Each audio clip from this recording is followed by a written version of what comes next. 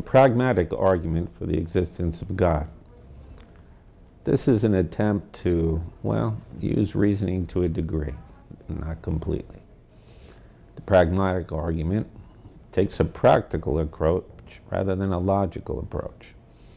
Practical, considering the consequences of believing or not believing in God, and what might result if one were correct versus wrong.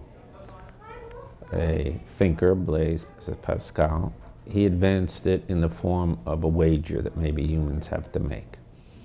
When you don't know for sure whether there is or isn't a God, the arguments for God being flawed in one way or another, not convincing, not compelling logically, what would be the better course of action, to believe in God or not believe in God? He said, let's consider what the possible outcomes would be. You believe or you don't believe there's a God or there isn't a God. It gives you 4 possibilities. If you believe in a God and there is a God, and believing in God leads you to live a good, righteous life, morally correct, following God's commandments, then you get eternal reward. If you believe in God and there is no God, well, you may give up violating some of God's commands because there's no God to punish you, and you would surrender, I guess, opportunities to take advantage of other human beings through committing what otherwise might be thought of as immoral acts, maybe even illegal acts. But you do them. You give up those acts. And is that a terrible sacrifice to have made throughout a life, to live one morally and not to have cut corners? Let's look at the third option then. You don't believe in God and there is a God. Whoa. If not believing in God leads you to commit actions that are a violation of God's commandments, then eternal damnation and punishment is the consequence, and that is pretty horrific.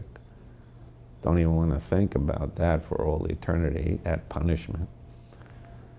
If you don't believe in God and there is no God, well, then you get a brief time here on earth where you can go and cut corners, violate commandments of a deity, behave in an immoral fashion, perhaps even illegal, and there'll be no eternal damnation for it, and you might enjoy some things here on the earth for a while, but death will eventually end that.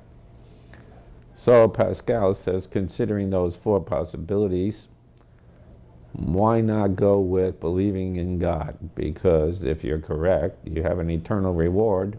And if you're wrong, well, you just give up very little, in terms of which most human beings would want to give it up anyway, because it deals with the way you treat other human beings.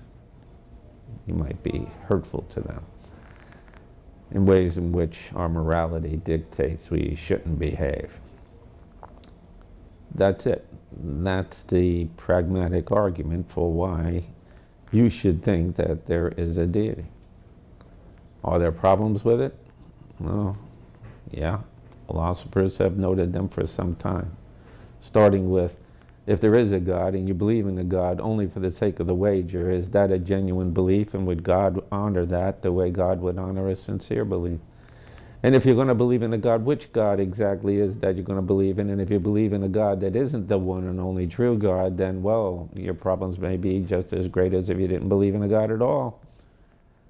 Believing in God for the sake of this wager seems to be, well, not only less than sincere, but perhaps not the best way for humans to behave.